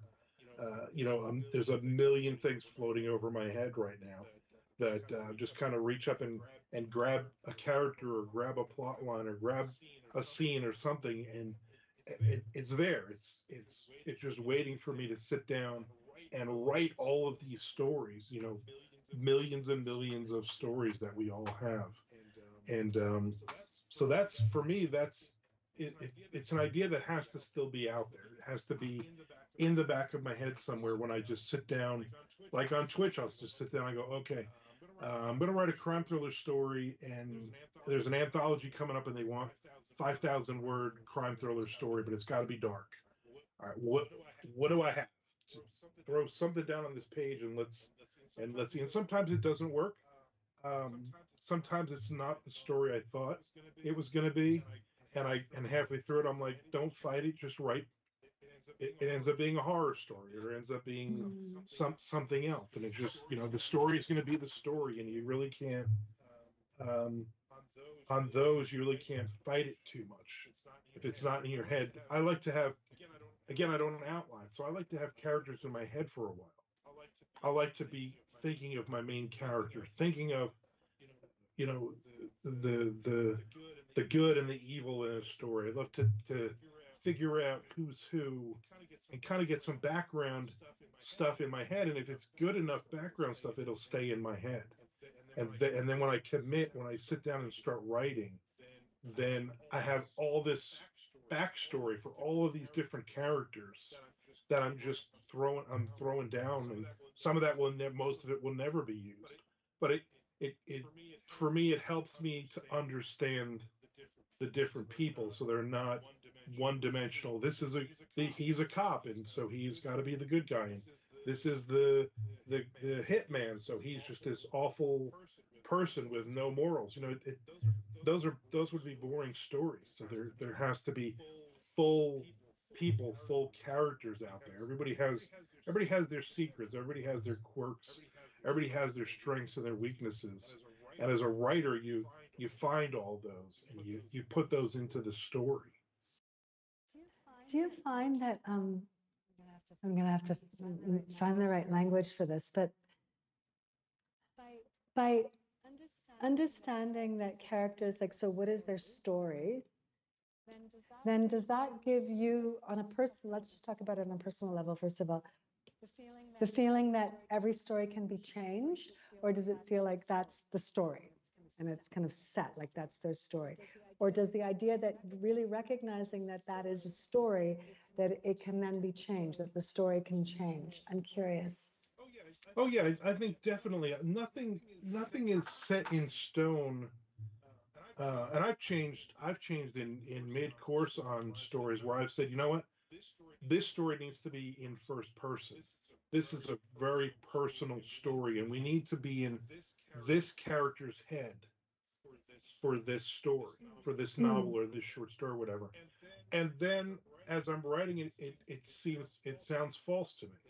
It's mm, not really, there's not enough substance in that character to be in that person's head. mm, And there's other characters that they're meeting, and I'm like, man, it would be great in this scene if we could get into her head, if we can get into this other person. What are they thinking? What are their ideas and motivations and everything? What's that character's arc from point A to point B? And then I'll change the story. I start rewriting from the beginning, and I start rewriting that story. And there's times where I'll just sit down and I'll create a character in my head, and that character is great. That character has that story arc. That character has um, the strengths and the weaknesses and everything else, and it's almost like a real person. They have to become real to you. They have to be that person that could come walking through that door at any second. They have to be that that person, or the reader's gonna know. Oh, you threw this. Here's a minor character. Oh, you threw a bartender in because you needed a bartender in this scene because they're in a bar and the guy needs a beer. But I try not to create those characters. That bartender, there needs to be a reason for that person in the scene. right. Even if it's just giving information, or if it's it's something that moves the character. Every chapter has to move the story along, but not necessarily the main plot along. There's subplots, there's character growth, there's character stagnancies, that all of those things have to be looked at as you're writing. And again, I'm writing it all off the top of my head. So I'm writing a 65,000 word story, and all these characters are basically names on an index card. And that's pretty much it. And you're just I'm just all I know is, okay, I'm on chapter 9, and it's this person's point of view. That's literally all I will have on the page. I know whose head I'm in the chapter, the next 2 or 3 chapters coming up. And that might change when I say, oh, you know what, it really would work better if you were in this character's head than this character's head, and then I'll kind of rewrite that a little bit. And so then, in reflection of your own, like, so this is just what I'm feeling listening to you, and stronger and stronger. Um, so you're involved in the writing of stories, and the progression and the development of the characters and the stories and everything. And then if you then go into personal reflection of your own story, if writing so many stories, does it also then inform you that your own experience of life, which is your own story, is actually just that, a story that you can also rewrite? Oh yeah, I think that's definitely true. There's a lot of real life. There's a lot of me in these characters, in these Mm, stories. okay. The Dirty Deeds series is it's the main character is James Gaffney, and he's basically he's a hitman. He's paid to kill children, except he doesn't actually kill the children.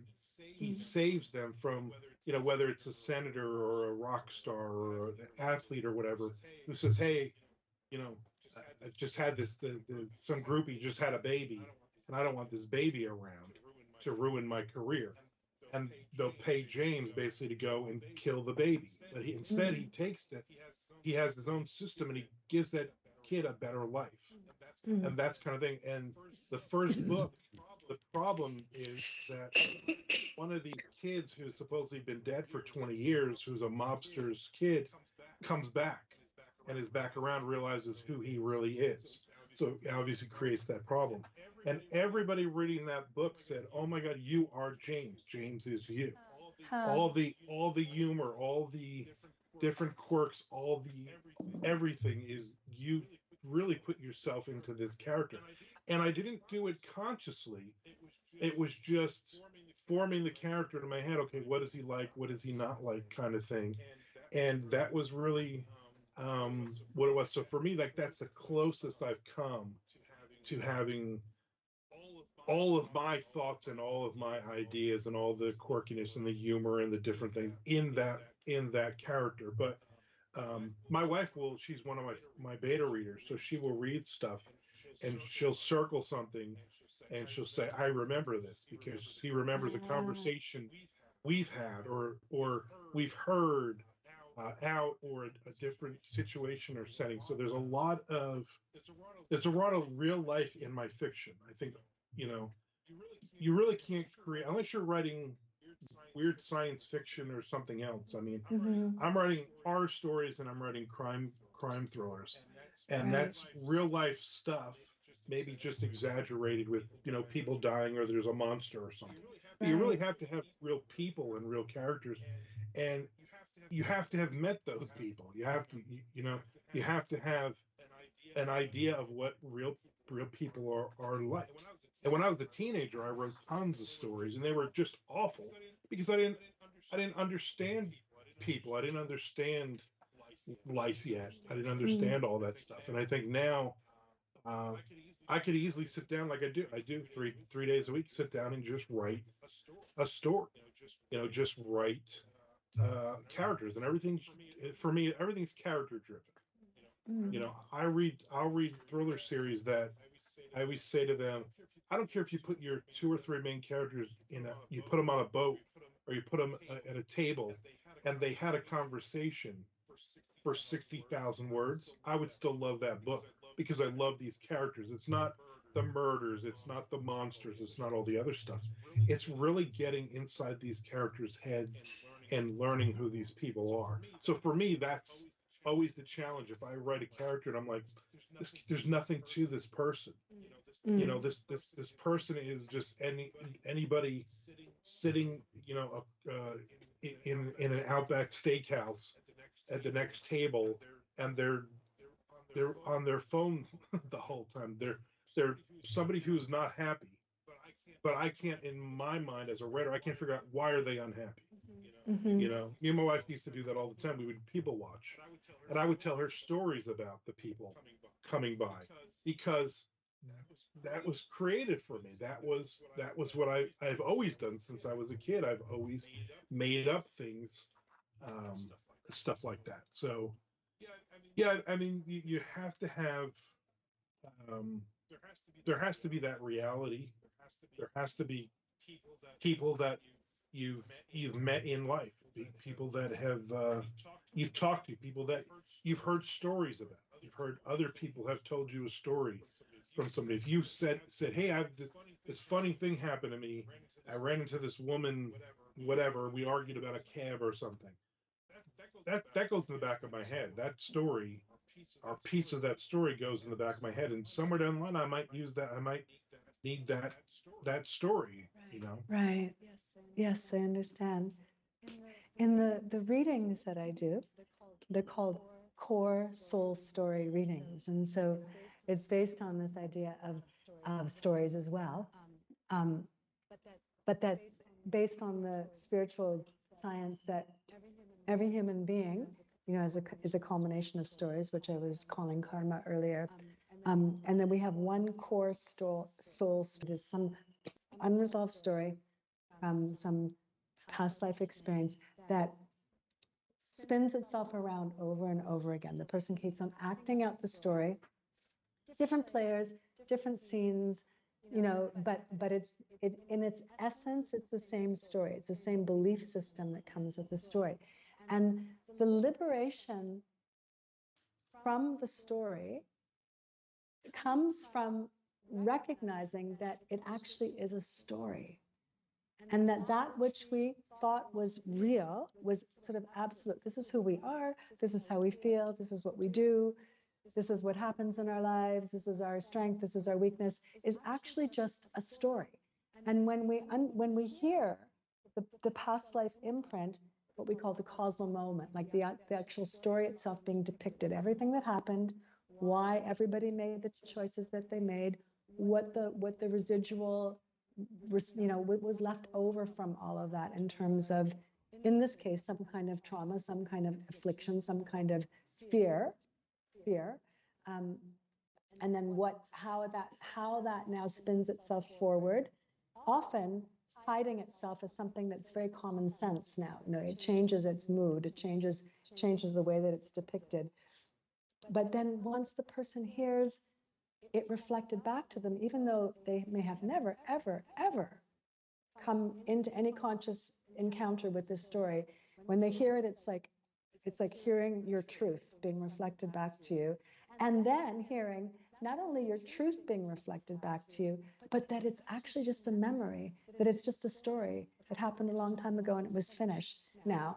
Then that allows the person to actually change it. It's when they understand that it is a story rather than an absolute reality, that allows it to change it. And I feel like that's where the transformation comes. That's where the understanding of archetypal personalities come from, that we have all of these personalities in our collective consciousness, as Carl Jung would speak, but we have certain identities, with some stronger than others. And those are the ones that we are here to work ourselves through. And so I feel like when anybody is presenting story to humanity, they are reflecting these archetypes back, consciously or unconsciously, in some way, to create change, to reflect it to the point where, like, oh, yeah, I'm doing that. Oh, I don't want to do that. Even if you don't know, okay, it's just a story. It's just kind of, I want to do it. I don't want to do it. If I do want to do it, then I can make it even bigger. If it's something so wonderful, I can take that even to a larger place. But that it is a process of, like the actor or the writer, and that they are in a process of reflecting for humanity, so that humanity can have this experience of change. And so, to me, the concept of story is very mystical, and it's a mystical experience of liberation. That when we actually understand that it is a story rather than who we really are, that then we can liberate ourselves from anything around it that might not be allowing ourselves to live in the fullest and the deepest and the most beautiful experience of life. And so when I just hear like all the stories, I just more and more, like I was sitting here as I was hearing you talking about stories, and I was like, oh yeah, I was noticing a story that I have about myself, and I went, yeah, it's just a story. Let it go. Like just let it go. It's just a story. Just let it go. Just let it go. Just let it go. And then when you do, then you actually, you get the wisdom from it. It's not suppression. It's not repression. It's not running away from anything. It's just letting it go, letting it change. Like we're on to the next chapter now. Things are different now. And so then we get the wisdom. We start to understand what just happened, and then there's wisdom. And then we're taking it into like a new story, a new version of who we believe ourselves to be. That makes sense. Wow. Well, do you have any stories that you want to talk about? Do I have any stories? Oh, not really. Now that's a story itself. That's so a you story can in drop and it. of itself. No, I do have stories. There was the time I was on fire. That's always a popular one. Whoa. And yeah, back I was like 22. Yeah, I would have been like 22. I was working at I had finished up my degree in automotive technology. I was gonna be working on cars, and I wanted to learn more about paint and body and that kind of stuff. And so I was working in a paint booth, and I was removing the manufacturing grease from some stainless steel pieces. And the way that the shop was having me do it was they were having me burn it off with an open fire. And the gloves I was wearing caught fire, and and the first thing I did was, even though I was in intense pain, I didn't swear or anything like that. The first thing I did was to pray, and I did that, and I was able to get the gloves wouldn't go out, so I had to take off. You're never supposed to remove. Did you know you're never supposed to remove a burning article of clothing? No, Yeah. I did not know that. Yep. You're supposed to get the fire out. Wow. Yeah. And but I couldn't get the fire out, so I had to take them off, and so I pulled them off, ripped off several layers of skin, and ended up getting second and borderline third degree burns on the backs of both my hands. And I was the only one who wasn't panicked for some strange reason. I had to direct everybody to get them to do what needed to get done to be able to get me to the hospital and get me the treatment I needed to be able to get through the injury. And Wow. yeah, it turns out those gloves burned well into the afternoon. So yeah, they just kept Oh my on burning. It God. turned out that they were partially nylon, and nylon melts. And, Oh, right. And so that's why it ripped off so much skin. Oh my God. Yeah. Not Ugh. fun. I don't recommend it. I still occasionally wear compression gloves when they act up. When the weather changes, Really? they act up. And Wow. yeah. But yeah. And it changed a lot of things for me. It changed my main story, because I couldn't work on cars all day long anymore. So I had to figure out something else to do, and so I decided I'd go into engineering. And then when I met calculus, I decided that wasn't for me. Uh, so I went through a series of other things, eventually landing on business and becoming a business coach and having a podcast. So Wow.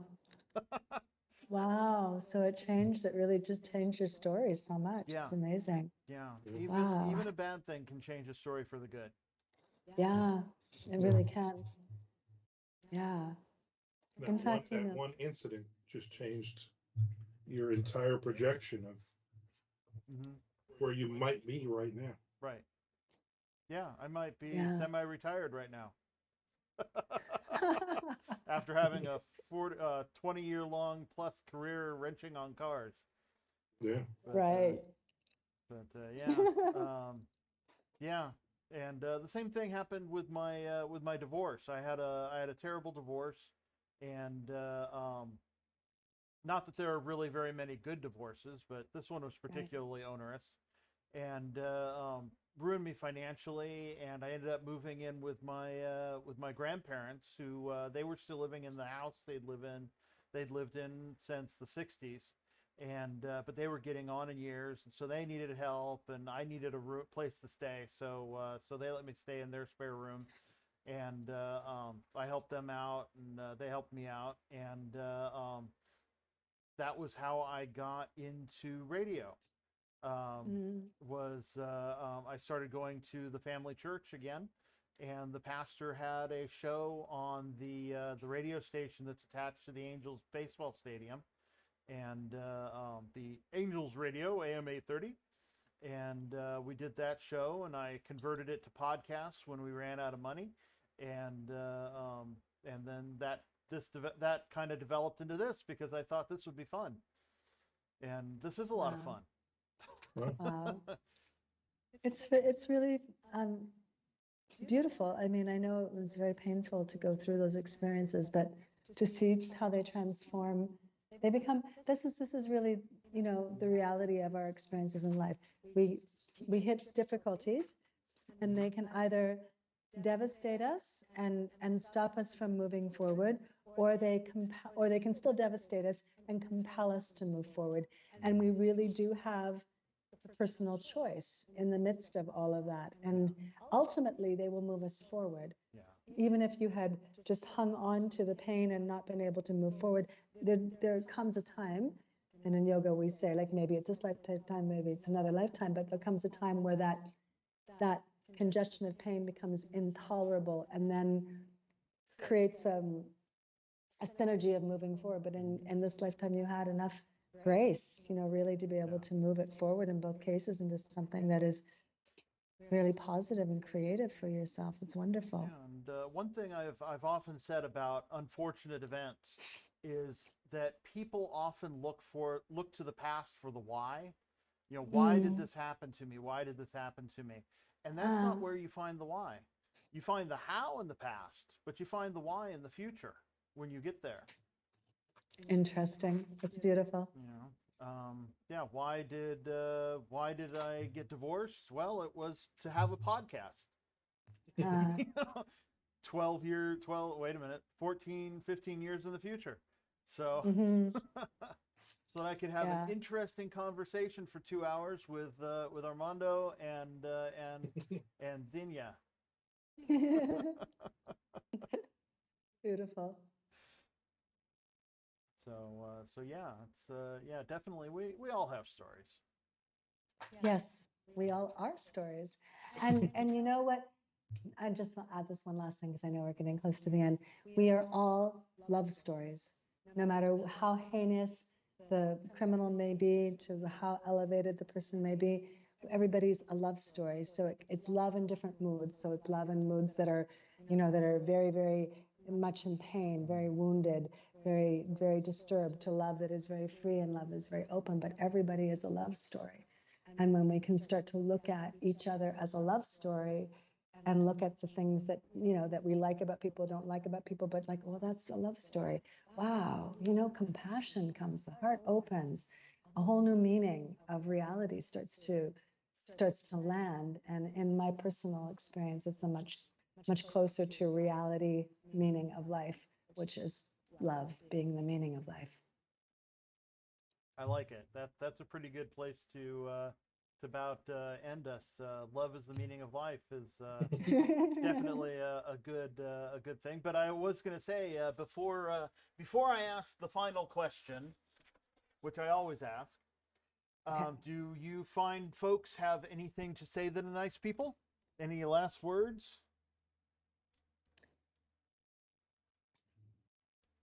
You go ahead. I think I said mine.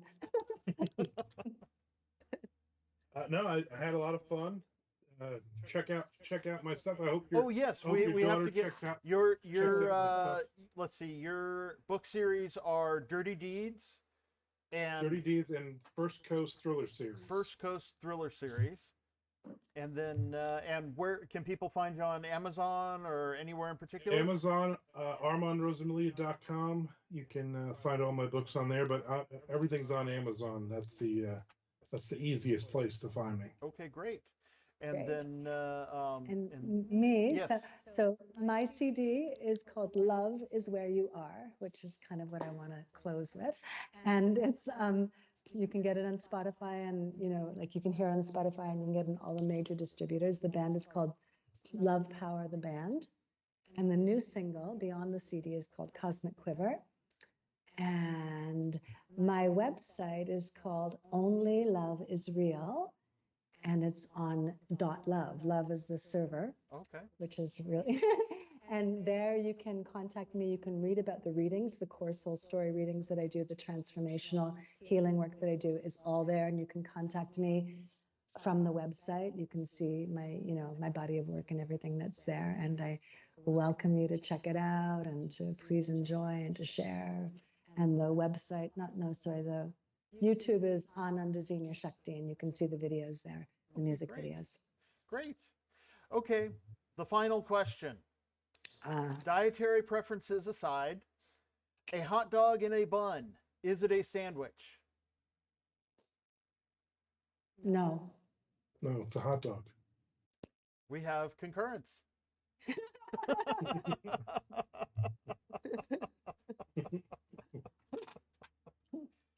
That actually that happens fairly frequently, but yeah, the wait a minute, now I forget who's ahead. Is it yes or no? It's really close. It's really close between the yes, it's a sandwich, and no, it's not. Oh, you ask the same question all the time? I ask the same question of all my guests. Yes. Yeah, somebody asked the question on one of the early episodes, and I thought it was funny, so I just decided I'd ask everybody. Okay. Well, mine's a definite no. It was definitely no. Definitely Yeah. no. Definitely no. Okay. Okay. Any particular reason why I know? This doesn't feel anything like a sandwich to me. No. Like, It's a hot dog. yeah, it's a completely different eating experience. It's like a whole different. But it's bread on it's meat on bread. Doesn't matter. No, but not in the traditional like sandwich way. yeah, it's just not. It doesn't feel anything like a sandwich. I'm totally with you. Yeah. Armand. You don't call a cheeseburger a sandwich. Right. Yeah. It's a Hamburgers cheeseburger. is- Yeah. It's true. You don't call it a sandwich, but is it a sandwich? No, it's not. No, it's a hamburger. It's a cheeseburger. Would a Now rose you by slap any some other ham and name salami. smell as sweet? You slap some ham and salami and cheese on between two pieces of bread. That's a sandwich. Okay. It's cut up. Like things are sliced up when you put them in a sandwich. It's smaller and they're sliced and they're put in. It's different than taking a piece of meat and wrapping it in bread. Okay. I like that. I like that reasoning. You can't argue with it. Nope, you can't. Well, I want to thank you both for being on the show. It's been fun, and hope you both enjoyed yourselves. And that's it, except for the closing credits. Okay. Thank you. Thanks so for much. having me on. That was a lot of fun. Good night. I'm so much. glad you liked it. I will once it goes live, I will share it all over the place. Awesome. I'm gonna Beautiful. run the ending credits and get it uploaded. All right, cool. Tag me on it wherever you put it, and I will get it out there. Will Me do. too. It was nice meeting both of you. Nice meeting both of Pleasure you. was Have a great tomorrow. Have a great rest of today for you. Have a great story. Have a great story. You too. Bye-bye. Bye. Bye. Okay.